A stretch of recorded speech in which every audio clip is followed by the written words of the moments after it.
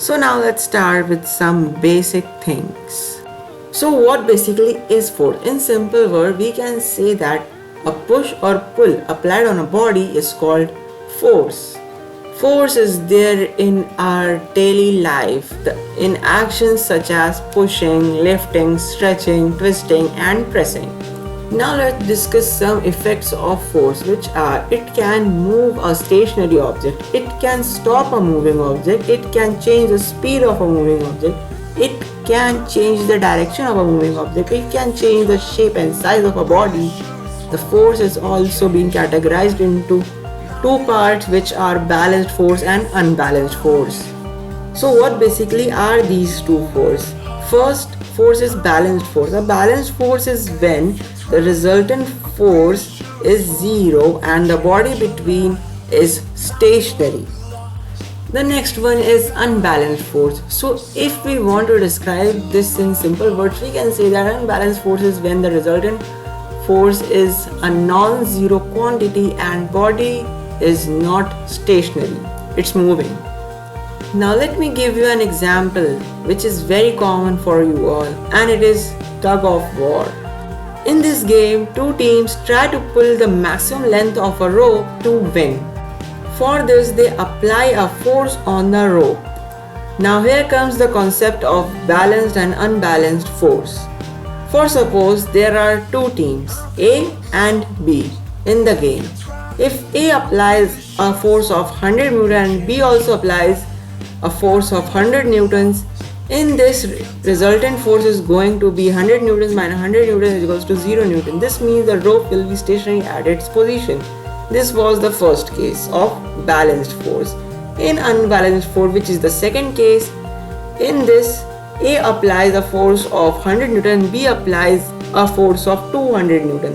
The resultant force in this case is going to be 200 newton minus 100 newton, which is equals to 100 newton. So the force applied by A is smaller than the force applied by B. So the rope will move towards B. This was an example or case of unbalanced force. One more important force is there, which is everywhere, applied on everything when it moves.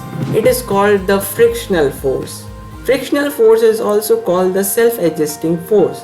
Frictional force is the opposing force which applies is on a moving object to stop its motion and to take it into rest. So now let's discuss the Newton's laws of motion.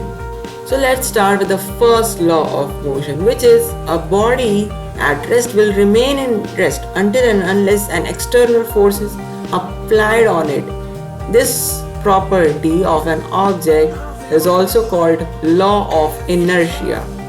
So what does the term inertia means? Basically, it is that property of an object or body due to which it resists the change in its state of rest or uniform motion. The inertia of a body is dependent upon the weight of the object or that body. That more the mass, more the inertia. Now let's come to the second law of motion, which is that the applied force is directly proportional to the change in momentum with respect to time. This is also derived as a formula that force is equals to mass into acceleration, and acceleration is equals to force upon mass. Now you must be having a question that what does the momentum here mean? So for that, let me tell you that the momentum is the product of its mass and velocity, and here the velocity can be u or v. U and v stands for initial and final velocity respectively. Now the third and the last law of motion, which says that every action has an equal and opposite reaction. This means that if you exert a force on an object, the force which you will receive in back will be equal to the force which you have exerted on that object by the object. The last and very important topic is conservation of momentum.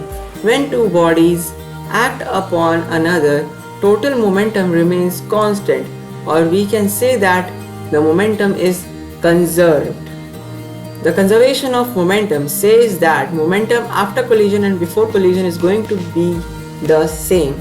That means m1u1 plus m2u2 is equals to m1v1 plus m2v2.